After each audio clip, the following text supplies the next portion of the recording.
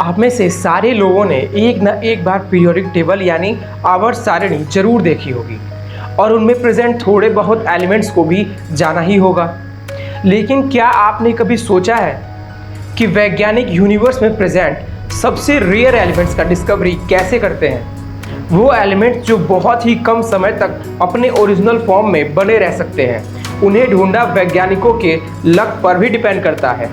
आप खुद सोचकर देखिए कि आपको उस आदमी को ढूंढना है जो अपना रूप बदल सकता है और वो पूरे ब्रह्मांड में कहीं भी हो सकता है, या फिर ऐसा भी हो सकता है कि इस तरह का कोई आदमी हो भी नहीं। आइए ये मोस्ट रेयर एलिमेंट्स के ढूंढे जाने की इंटरेस्टिंग स्टोरी को जानते हैं। नमस्कार, मेरा नाम दीपक है और आप देख रहे हैं साइंस टैब। रेयर एलिमेंट्स की खोज की यात्रा अक्सर अज्ञात की खोज से शुरू होती है, चाहे वो एस्ट्रॉइड्स की खोज करना हो या फिर लैब में ब्रह्मांड की स्थितियों का एनालिसिस करना हो। वैज्ञानिक कोई कसर नहीं छोड़ते। पीरियोडिक टेबल एक खजाने के नक्शे की तरह है। हम अक्सर जिन एलिमेंट से मिलते हैं उनमें से ज़्यादातर आम है, लेकिन कुछ इनक्रेडिबली रेयर है।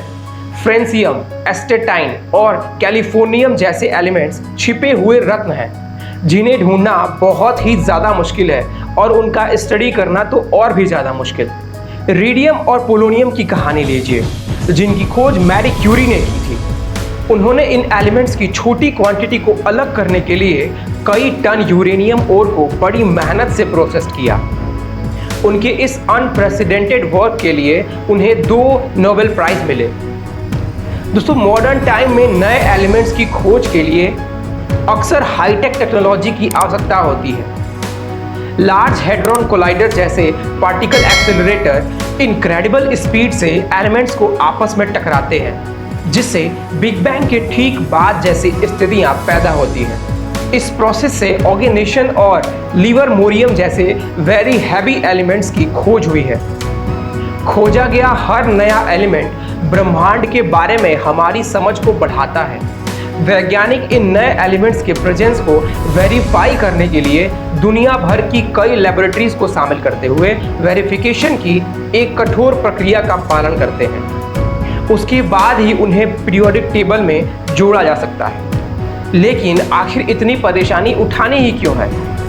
दरअसल रेयर एलिमेंट्स की खोज सिर्फ पीरियोडिक टेबल में जोड़ने के लिए नहीं, इन एलिमेंट्स में अद्वितीय गुण होते हैं जो क्रांतिकारी तकनीकों को जन्म दे सकते हैं। उदाहरण के लिए कैलिफोर्नियम का उपयोग हम एक्सप्लोसिव्स का पता लगाने के लिए न्यूट्रॉन रेडियोग्राफी में करते हैं, तो वहीं रेयर अर्थ एलिमेंट्स स्मार्टफोन और इलेक्ट्रॉनिक व्हीकल्स बनाने के लिए बहुत ही ज़्यादा इंपॉर्टेंट है। दोस्तों, यूरेनियम की कहानी बहुत ही ज़्यादा इंटरेस्टिंग है। दरअसल छोटे से यूरेनियम के टुकड़े से शहर को एक दिन के लिए लाइट करने की कैपेसिटी को मेज़र करना कॉम्प्लेक्स है, लेकिन जनरली 1 ग्राम ही uranium 235 approximately 24 million kilowatt hours यानी 1 गीगावाट की एनर्जी जनरेट कर सकता है। और एक एवरेज सिटी का डेली पावर कंजम्पशन भी लगभग कुछ गीगावाट ही होता है। तो अगर हम एज्यूम करें कि सिटी का daily power consumption 1 gigawatt hour ही है, तो 1 ग्राम यूरेनियम 235 ही एक छोटे से शहर को एक दिन तक पावर सप्लाई कर सकता है। इमेजिन करिए कि अगर इसके पास रेडियो एक्टिव जैसा कोई डिसप्रॉपर्टी ना होता तो ये हमारे लिए कितना ज़्यादा हेल्पफुल होता। रेयर एलिमेंट्स की डिस्कवरी मानवीय जिज्ञासा और सरलता का प्रमाण है।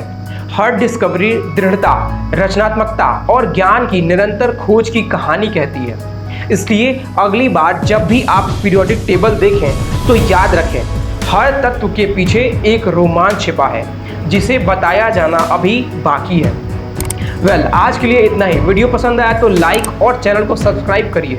फिर मिलते हैं एक और नई इंटरेस्टिंग वीडियो के साथ। नमस्कार।